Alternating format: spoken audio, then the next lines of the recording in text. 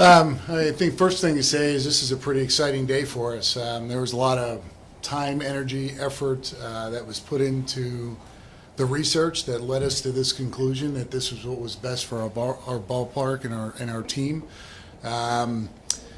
Daniel will talk about what his role was and others in his department, but this goes back many, many years. Just watching a lot of games at this ballpark. And very often feeling like we're on the short end because we play more games here than anybody else. We play 81 home games, and we're on the short end of some offense simply because it's a tough ballpark to hit the ball out. So I think a couple things worth mentioning. Number one, we know that there is a finite amount of time that we have left in Kauffman Stadium. And we also know what our roster looks like over the next couple years. So from a competitive nature, we felt like this was a good time and a unique time for us to look into how we could secure wins, put our team in a good position to win ball games, knowing our roster, knowing how long we'll be in this ballpark. And in the end, we weren't too surprised overall with what the research told us. I think it's really important that we emphasize here that we just want a fair ballpark. We're not looking for something that it becomes really offensive and every ball that goes up in the air becomes a home run. We want it to be very fair. So when our players are playing at home, when they're playing on the road, it's the same approach. It doesn't change anything from roster management, the way we want to play the game. It's simply when a ball's hit well, you'll be rewarded. So with that said, I think we did a really good job, very thorough job. And coming to this conclusion, and ultimately we're really happy with what the renderings look like. Very symmetrical ballpark that was important to us, and in the end I think our fans will enjoy it, and quite honestly, aesthetically, probably not see much of a difference. So with that said, I'll turn it over to D-Mac. Thanks, JJ. This is one of those projects that I think every R&D department in baseball would be extremely excited to take part in, based off of the conversations that we've had for many years. Being able to take a lot of this data, I know that our senior analyst, Alan Kohler, who put in a ton of time and effort into this, was super excited to see if we could find a way to make Kauffman play more fairly. It was one where we got a chance to bring in a lot of different data streams. Obviously, we know the park's dimensions, right? It's a top 5 ballpark by outfield square footage, but there were the other things that we got to bring in to account as well. Right. We have access to more meteorological data than we've had in the past, which has given us an understanding of how wind patterns play at the K. It's one of those ballparks where the wind, on average, hurts us. It's as if our park plays with the walls about 5 feet further back on average. And as everyone who knows a Midwest weather pattern looks like, we have really cold and really hot days, which in some form plays with the fly ball production on our ballpark quite a bit. So we were able to do that, bring all of that data together, and start trying to come up with an interesting optimization problem, something about where we could find the right balance, something where our fly ball production in this ballpark would be roughly equivalent to what happens when we go on the road on the aggregate. We think that that's a better way for our hitters. They don't have to worry about playing in one type of offensive space 81 times and then play across the entire spectrum the rest of the time when they go on the road. It's something that should give them a sense of consistency and fairness. But we also know that comes at a cost, right? It comes at the cost of our pitching staff. So we wanted to find a way for that to be balanced and provide the right boost for our offense without costing our pitchers on their fly balls. And I think we were able to find a really great initial proposal that we were able to present to JJ and Scott Sharp. And we took a lot of critical feedback from that process across with Mr. Sherman, with our major league coaches, and that kind of brought us to a spot where we are today, which even though these walls have come in, it's still going to be a top 10 by square footage ballpark. As a matter of fact, because center field's not changing at all, that plays a pretty massive part. And I think it's worth touching on that in center field, one of the reasons why we don't make that change, or why we didn't suggest a change on that front, is that basically baseballs are hit more consistently and harder in our center field space than in a lot of ballparks in Major League Baseball. And given that, we kind of need that real estate in order for it to continue to play fairly. So we were able to bring a bunch of those things together and keep iterating to find something that gave us the symmetry without weird angles, and effectively try and bring our ballpark's fly ball production into a roughly middle of the road way. Cool. Go to questions, Jay. Sorry, Haney first. Hey Daniel, when did you start compiling just the data to go ahead and make these changes with the stadium and the outfield? And then did you look at any other ballparks around the league to kind of contrast and compare as well? 100%. So this data we've had in various forms. Obviously, our tracking data goes back a little more than 15 years at this point, depending on how much you're willing to accept the quality of the data. The great news is this meteorological data we've gotten over the last 3 or 4 years, weather applied metrics have put some cool weather stations in our ballpark that give us access to the things like the weather patterns. We've been using that for a variety of projection models for the last several years. We've gotten a lot of interesting value from that, but it was an opportunity for us to kind of dive even deeper for a very specific problem. Instead of being player-centric, it was park-centric, with the players being, sort of the actors on that front. And we then sort of tried to understand what consistency looked like across all of Major League Baseball, so we could see how other parks play. But one of the things that happens for us is those wind patterns in particular are different enough compared to other parks, primarily because of some of the open spaces with the crown vision in the middle. And JJ, how do you envision this impacting some of your sluggers just next season and beyond? Well, I think it's going to impact our hitters in a very positive way. More than anything, we're going to keep emphasizing that we want our guys to maintain certain approaches that fit their style of hitting, that will work here and work on the road. We have seen we can give you several examples of players that try to change, especially when you first get here, but we want that consistency. But clearly, when we look at the projections, our offense comes out far ahead of maybe the negativity or the negative impact it could have on our pitchers, and that was a big part of this research as well. So in the end, our hitters they're gonna benefit from it. Is there a concern that some guys might look to try to hit more home runs with the fences in? Our hope is it's the opposite, actually, because now they don't have to put in that extra effort, whatever you want to call it, to try to get out of the ballpark. Just take a normal swing, hit it well, you're going to get rewarded. It may not even be a homer, maybe a double, because there are going to be more doubles now, too, because balls that are run down into track, where outfielders have space, they're no longer going to have that space. They're going to hit off the top of the wall. So maybe more doubles, maybe more homers, but either way, it's going to benefit a hitter. And let me emphasize our hitters. Again, looking at our roster, really trying to emphasize, what does our roster look like compared to our pitchers on our roster, the type of pitchers that we have. I don't know, maybe Daniel, you're the one to answer this, but is this kind of a trial run for what a new stadium capacity might be best for you guys? Well, I think we learned a lot of lessons, and got to understand a little bit more about how this data can be applied for batted ball. Obviously, I think the wind patterns might be somewhat specific also to this complex. So it would be an interesting way to extend that to understand, given a different part of Kansas City, how that may or may not be put in play, and what kind of signage, for example. It could lead to some really interesting discussions down the line. And JJ, I mean, you guys for a long time previously used to build a team specifically for the dimensions of this ballpark. I mean, does this make you guys rethink about just how you build your team, or maybe it's just how your team already is and vice versa? I think it actually helps us with roster construction because we don't have to be as specific, wanting that extra, player that could also defend in left field or right field. I mean, we've said this for years. I mean, 3 players who can play center field sometimes are needed here. We no longer have to worry about that. So when we're trying to add a bat or a certain player, we can be a little bit more aggressive, and there's a little bit more forgiveness based on the park factors now. But we're also not changing our style of play. As Daniel said, it's still going to be one of the bigger ballparks in the game. We're going to pitch, we're going to play defense, we're going to run the bases, we're going to situational hit. We're going to emphasize the exciting part of the games, the fearlessness, the aggressiveness. So none of that's going to change. Our identity is not going to change at all.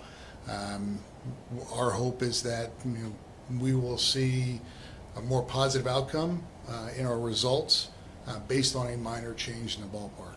I know that, like when fans have these surveys, I mean, some of them will say the triple's the most exciting play of the game. I'm sure that was part of your guys' calculus, knowing that Bobby has led the league in triples before. I just wondered how that played into the conversation. It played into it, but we still believe there's going to be triples, mostly because of center field. There's still going to be a lot of space in center field for triples. Now, some of those balls that run into the gaps in right center field and left center field, more so right center, that turn in triples, maybe they don't, but that's something we'll know at the end of the year. How much did it really impact the triple? But based on just the name Bobby, Michael, they're still speed players, and they're still going to get their fair share of triples. So, like with all the data you guys have with the cameras and all the stuff, how many more home runs would have been hit in this ballpark last year if the fences were like this? For all teams, I mean, like all teams. All combined, if I'm trying to average it out, it's probably closer to maybe an extra home run per series. I think it may have, over the course of the last couple years with our roster, could have contributed to roughly 30 home runs, give or take. Right. And so, JJ, well, you guys were talking about it when you talked to, did you ask the players about this? What were those conversations like? I haven't talked to anyone, but Vinny's had a couple tweets out there, said it was already a hitter-friendly ballpark, a little dubious with it. Yeah, well, he's in favor. We've had the conversation with him. So, this isn't just this current roster. I mean, I received a couple texts today from former players saying, I wish we had done this, when I was playing. So this is an ongoing thing. Again, the hitters are going to have a better chance to be rewarded when they hit a ball well without the ball being caught. We have talked to the hitters. There was discussions through August and September, just trying to feel it out a little bit. There was more discussion with pitchers here more recently when we realized that we were going to be doing and taking on this project. We had a conference call yesterday with the whole team and basically said, look, half of you are going to be really happy with the first words out of our mouths, half of you are not going to be, but hear us out. Let us walk you through this research and why we came to this conclusion. And I think every one of our players know that we wouldn't do anything that would hurt our team. So when you really just break it down to the most simple way to explain it, we believe this benefits our team. And in the end, we had a very supportive group. However many, every 40-man player was on that call. They were very supportive and excited about it. What's this cost? Roughly, I don't have the exact number, but let me just say this: it's less than what you might have thought. So it's less than $5 million, and I'm sure as we get closer to the end of the project, we'll get it more specific. But it's less than $5,000. Boards are just moving in. LED boards are moving in. There will be new fencing from left center to right center, but the LED boards are just being moved in and slightly towards the wings, so we don't lose any of the LED boards. And I know Cullen has the specifics on that, but ultimately I want to say it was 130 feet of LED board. Does that sound about right? I think it was 130 feet, and we're retaining the 130 feet of LED. They're just going to come in and spread out a little bit differently. Right, and added a few seats too, right? Seats in left center, seats in right center. There's more seats in left center, 150-ish. Around 150-ish, and I think it's closer to 85 to 90 in right, the porch there in right field. Mick? Along those lines, it seems like a heavy lift, but it's something you guys are confident that you'll be able to get done in about 2.5 months here. Well, that was where we started. Like, let's get this thing going as we were breaking for Christmas, because we knew we had to get the project going. And if you get a chance, go out there today. You'll see that the project has already started. But we are on the schedule right now is to finish at least 10 days before sprint opening day. We do open up in Atlanta, so we have a couple extra days in case we have some weather, but we don't expect any problems on that end. Free agency wise, is this something that could help in recruiting players? I don't know if sluggers have been reticent to get here. Is this enough to? Yeah, I think it will help. And I don't want to be arrogant about this. In the end, players typically go where the best deal, financial deal, is offered. Now, can we talk about how we've moved the ballpark in and we expect it to play better? Sure, we can talk about that. Once we have some hard data, some history, now it'll be real. I think our messaging with free agents would just simply be, hey, look, this is a more rewarding ballpark now than it once was, but you still have to be able to hit a ball hard at a certain angle to get it out of here. It's not just going to be a pop-up and it goes. One for the doctor as well. This doesn't seem like too drastic of a change. Was there a temptation there to do more, to bring in center field, do something with the foul poles along those lines?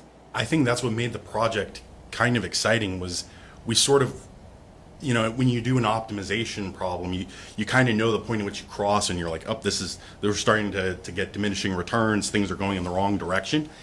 And one of the, most fun parts of the conversations back and forth with Alan on this particularly was center field, because we were trying to understand sort of those dynamics, but the optimization itself, we kind of figured out there was an 8 to 10 foot tolerance where things worked pretty well in the favor of what we were looking for, which is that fairness, and then anything past that was either not moving the needle enough or was starting to become too offensive. How does it, for center field specifically on the defensive side, is there any less ground to cover? Is it still where you have to have a Gold Glover out there like you have for a very long time? Well, I can answer it, and I'll let Daniel answer as well, but it's the same. So you still have to have somebody like Izzy out there that can cover the ground. There might be a little bit cut off, but not enough that it's going to affect the offense and what we defined as center field. Yeah, I think what would say is that we still have, it may be just in a little bit of the power alleys where it's gotten cut off, but in general, center field's still center field, and I think it's actually still probably a pretty great homage to what Kauffman Stadium is. And still one of the largest. Correct. In the game. You mentioned some of the former players reaching out. Just from your experiences, how long does it take a new Royal to adjust, on average, to 81 games where you better not be swinging for the fences? We've seen it. Players come to this ballpark, and no matter, and we've seen it even guys coming from the minor leagues to the major leagues. So right now, the ballpark we play in AAA is very offensive. Balls go up in air, they go out, and we're constantly trying to remind our hitters. Low line drives will work here. Hit your 45, 50 doubles. Hit your 35 to 40 doubles. Whatever it is, you're capable, and you will be just as productive as a hitter as the balls you hit over the fence.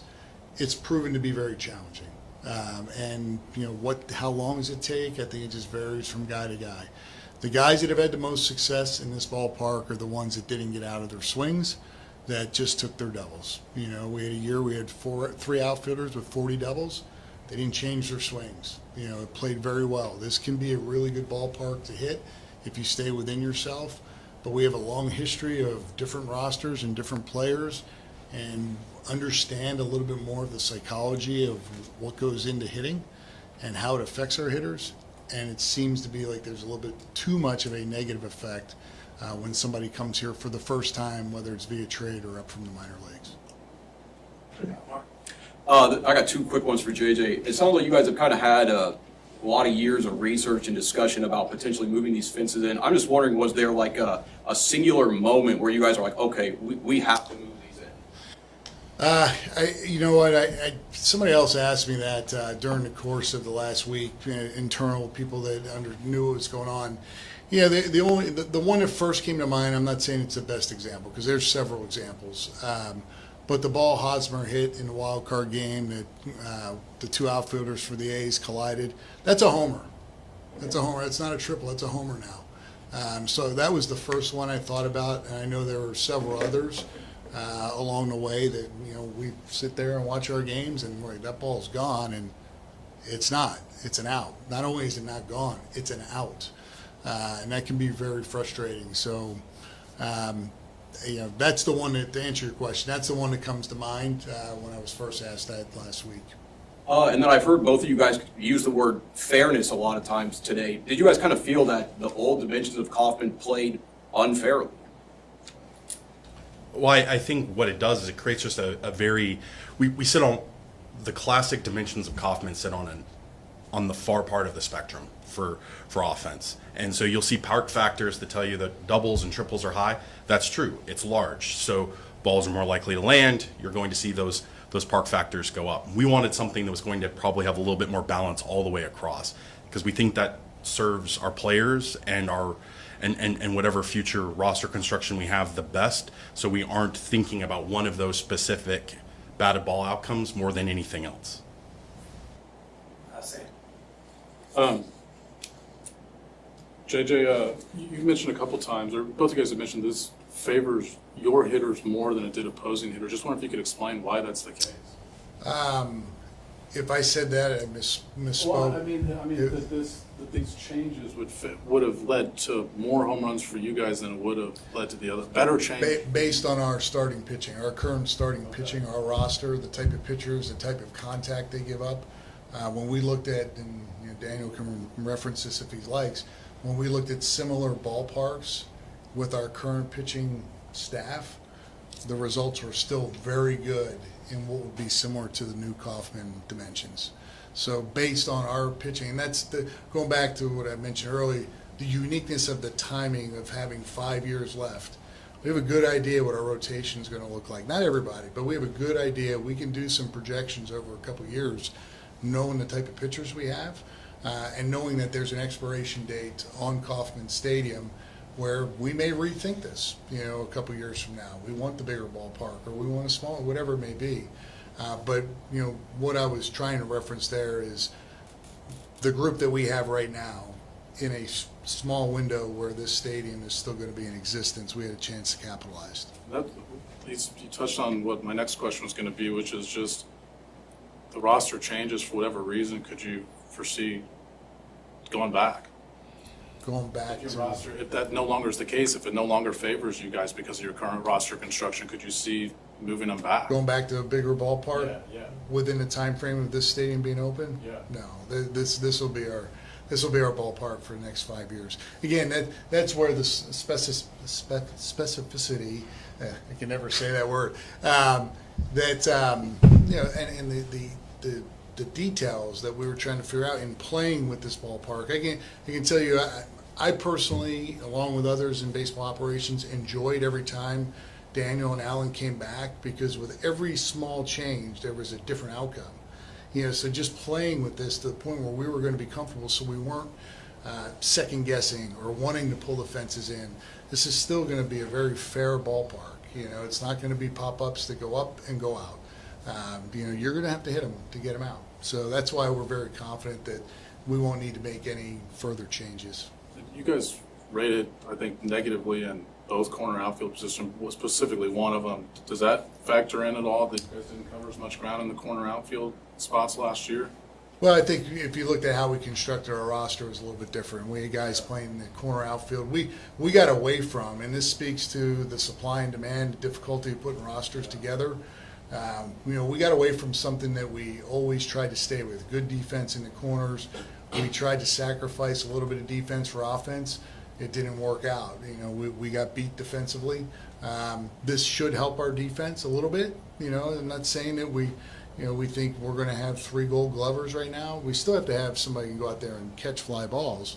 But I think last year is a good example of some of the guys that we were putting in the outfield getting exposed a little bit because it was a bigger ballpark.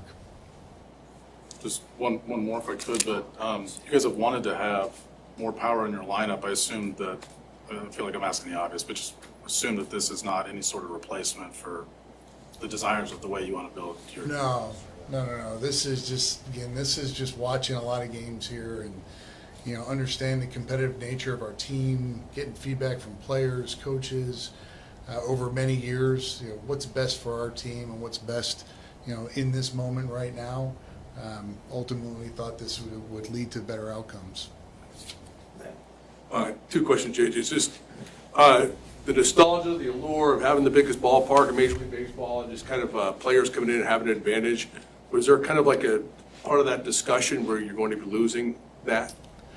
To be candid, not really, because I think what we feel like we've witnessed is when the visiting teams come in here, they know they're coming in here for 3 days and they don't think much about it, and they just take their normal swings and they'll be productive. It was more from the overall outcomes we would like to have, and how could we put our players in the most favorable position physically and mentally to perform at a high and consistent level. And that's what we ended up decided on. And the other question is that, there's obviously talk with Bobby Witt Jr. winning an MVP award.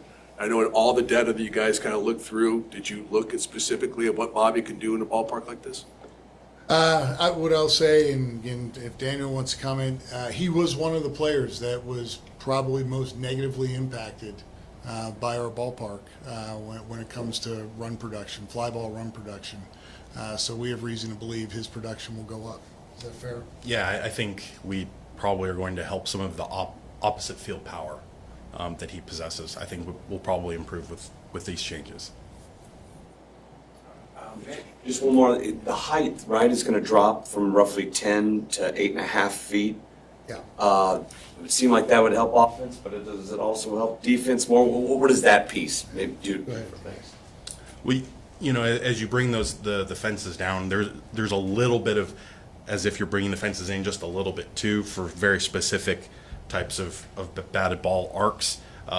It also will allow, I think, for outfielders to be able to get their glove over the fence. At 10 feet, that's pretty difficult, and it sounds like in the history of Kauffman Stadium at one point it might have been 13, which would have meant that never happened unless you were a superhero. So, I mean, you guys have been here a long time watching games.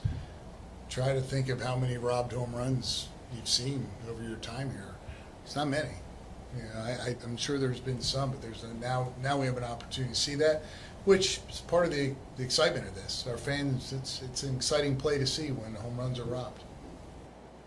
All right. I think that's it. Questions? So thanks again for your time. And again, plenty of time for the images if you want. Cole's going to walk around with us in the seating bowl if you want a closer look and ask any questions about the seating bowl.